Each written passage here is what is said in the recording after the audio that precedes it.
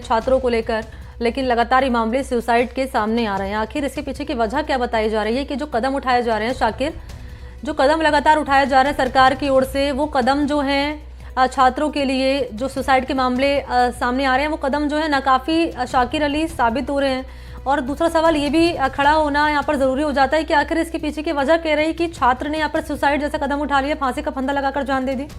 शाकिर जी देखिए मनी, कोटा में लगातार सुसाइड के मामले सामने आ रहे हैं। हालांकि ये जो स्टूडेंट है ये बीटेक का विद्यार्थी है और इसकी उम्र भी 27 साल है। विज्ञान नगर इलाके में रह रहा था, उत्तर प्रदेश का रहने वाला है और नूर मोहम्मद इसका नाम है। फिलहाल पुलिस को मौके से कोई सुसाइड नोट नहीं मिला है, लेकिन जिस तरह से कोटा में लगातार सुसाइड के मामले सामने आ रहे हैं तो उसमें जाहिर तौर पर सवाल खड़े होते हैं कि जो गाइडलाइन जारी की गई है, जो प्रयास किए जा रहे हैं, वो नाकाफ़ी साबित हो रहे हैं।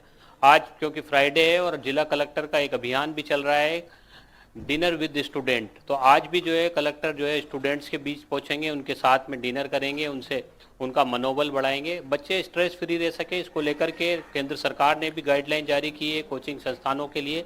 लेकिन क्योंकि लगातार कोटा में सुसाइड के मामले बढ़ते चले जा रहे हैं तो ऐसे में अब जरूरत है माइक्रो लेवल पर जो है काउंसलिंग की।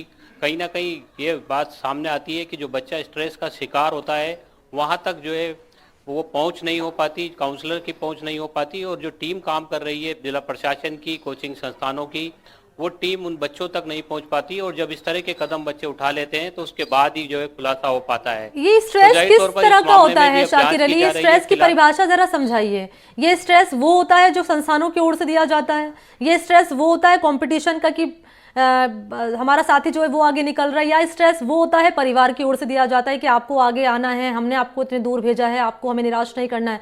किस तरह का स्ट्रेस ये बताया जा रहा है इस मामले में? जी देखिए, फिलहाल इस मामले में अभी पुलिस ने कुछ स्पष्ट नहीं किया है क्योंकि मौके से कोई सुसाइड नोट वगैरह नहीं मिला है। परिजनों के आने के बाद ही जो है पूरे मामले में खुलासा होगा। लेकिन जहां तक स्ट्रेस की बात है, क्योंकि आईआईटी और मेडिकल के जो प्रतियोगी परीक्षा होती है वो चुनौतीपूर्ण एग्जाम होता है, बड़ी तादाद में जो है इसमें स्टूडेंट्स शामिल होते हैं एग्जाम में, और जो सीटें होती है वो बहुत कम होती है। तो कहीं ना कहीं जो कोचिंग की महंगी पढ़ाई, इसके साथ साथ माता पिता की उम्मीदें और जो आगे निकलने की होड़, और उसमें जरा भी अंदेशा कि हम इस रेस में पिछड़ जाएंगे, यही स्ट्रेस का बड़ा कारण बनता है। कई बार जो है कई बच्चे यहाँ पर खाने की शिकायत भी करते हैं, उसकी वजह से बीमारी का भी शिकार हो जाते हैं। तो कई बार जो है परीक्षाओं में जब कम नंबर आते हैं, टेस्ट में जब कम नंबर आते हैं, तो वो भी एक स्ट्रेस हो जाता है। तो कहीं ना कहीं ये जो कामयाबी का स्ट्रेस है, असफलता को जो है सहन करने की क्षमता जो विद्यार्थियों में ना के बराबर रह गई है, उसी पर काम करना है। और जो विकल्प जो बताए गए हैं आईआईटी और मेडिकल के अलावा जो दूसरे विकल्प हैं जहां भविष्य बनाया जा सकता है, उस बात को समझाने की जरूरत है, और उस पर कामयाबी नहीं मिल पा रही है। जो काउंसलिंग है वो प्रॉपर तरीके से नहीं हो पा रही है, अभिभावकों की भी काउंसलिंग की जरूरत महसूस की जाती है। स्टूडेंट का जब कोचिंग में दाखिला होता है तो उस वक्त भी उसकी काउंसलिंग प्रॉपर हो सके, उसका एंट्रेंस एग्जाम हो सके कि वो इस प्रतियोगी परीक्षा के लायक भी है या नहीं, क्योंकि हर बच्चे की एक क्षमता होती है, उस क्षमता से ज्यादा वो नहीं कर सकता।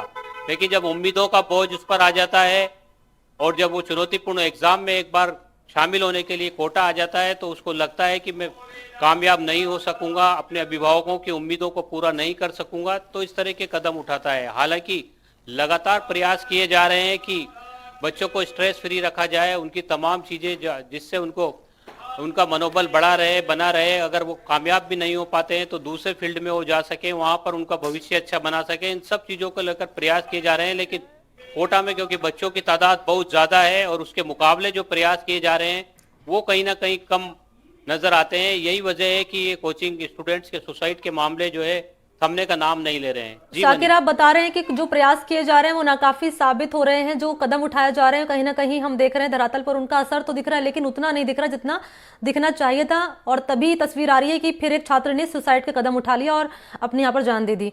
इस मामले में क्या बताया जा रहा है? इसके जो साथी हैं मैनुद्दीन के, वो क्या बता रहे हैं? और पुलिस कार्रवाई में क्या बातें सामने आ रही है? परिजनों को इत्तला कर दिया गया है क्या? जी देखिए मनी, क्योंकि अभी परिजन यहाँ पर नहीं पहुंचे हैं, परिजनों के आने के बाद ही इस पूरे मामले में स्थिति स्पष्ट होगी। लेकिन ये स्टूडेंट क्योंकि इसकी उम्र ज्यादा है, 27 साल इसकी उम्र है, तो जाहिर तौर पर ये मैच्योर बच्चा था और कहीं ना कहीं जो कि बीटेक का ये स्टूडेंट था। तो एग्जाम क्योंकि अब नजदीक आ रहे हैं, फाइनल एग्जाम सभी के नजदीक आ रहे हैं, तो जाहिर तौर पर इसमें भी अंदेशा लगाया जा रहा है कि कहीं कामयाबी के डर से, असफलता के डर से इसने कदम तो नहीं उठाया। 4 साल से कोटा के विज्ञान नगर इलाके में रह रहा था और पुलिस अब इस पूरे मामले की जांच कर रही है। कमरे की उसकी तलाशी भी ली गई है, लेकिन फिलहाल कोई सुसाइड नोट नहीं मिला है। और परिजन जब कोटा पहुंचेंगे उसके बाद ही जो है इस पूरे मामले से स्थिति स्पष्ट होगी। लेकिन ये एक और खबर दुखद है कि कोटा में एक और स्टूडेंट ने जो है आत्मघाती कदम उठाया है। कलेक्टर क्या कह रहे हैं इस मामले में, क्योंकि आप बोल रहे हैं कि कलेक्टर ने डिनर विद स्टूडेंट का भी आयोजन किया है, डिनर करेंगे स्टूडेंट के साथ में, कहीं ना कहीं उनको स्ट्रेस फ्री रखने की कोशिश की जा रही है। कलेक्टर क्या कह रहे हैं, जो कदम उठाया जा रहा है आखिर कहाँ कमी रह रही है?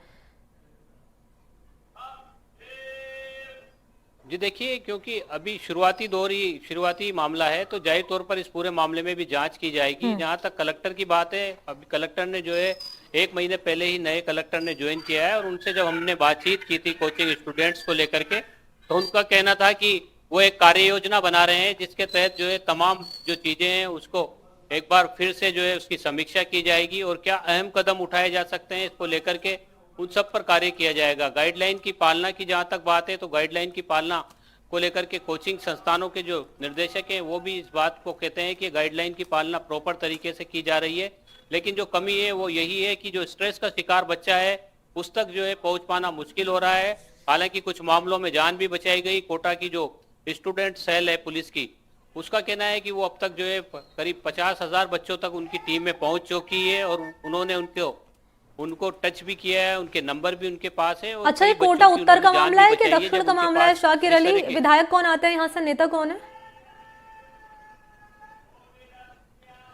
जी देखिए, कोटा उत्तर और दक्षिण दोनों जो इलाके हैं वहां पर कोचिंग संस्थान है। तो विज्ञान नगर जो क्षेत्र है जहां पर ये विद्यार्थी रह रहा था वो दक्षिण क्षेत्र का इलाका है। विधायक यहाँ से संदीप शर्मा आते हैं और अब बीजेपी की सरकार है। तो जाहिर तौर पर क्योंकि केंद्र सरकार की ओर से जो गाइडलाइन जारी की गई है उसको लेकर भी जनप्रतिनिधि भी लगातार जिला प्रशासन से और कोचिंग संस्थानों के साथ में बैठकें करते हैं।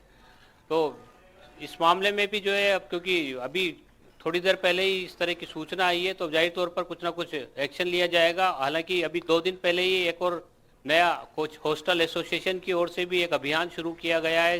जिला प्रशासन के अधिकारी भी उनके साथ में शामिल हो रहे हैं। गेट कीपिंग जिसको अभियान को नाम दिया गया है, यानी हर स्टूडेंट के पास में जो हॉस्टल के कर्मचारी हैं उनका व्यवहार जो है बहुत अच्छा रहे। हर स्टूडेंट के बारे में हॉस्टल कर्मचारियों को जानकारी रहे कि कौन सा स्टूडेंट जो है किस वक्त हॉस्टल में दाखिल हो रहा है, उसका पढ़ाई जो है वो किस लेवल का चल रहा है, वो कहीं तनाव का शिकार तो नहीं है। अगर उसको स्ट्रेस हो रहा है तो उसकी काउंसलिंग करवाई जाए। इस तरह की जो है तमाम प्रयास किए जा रहे हैं। लेकिन इसी बीच जो है एक और जो है इस तरह की दुखद खबर आई है और जनवरी के इस महीने में अब ये कोच स्टूडेंट्स के सुसाइड का ये तीसरा मामला है। जी बनी। ठीक है, बहुत शुक्रिया आपका शाकिर अली तमाम जानकारी इस खबर पर देने के लिए। तो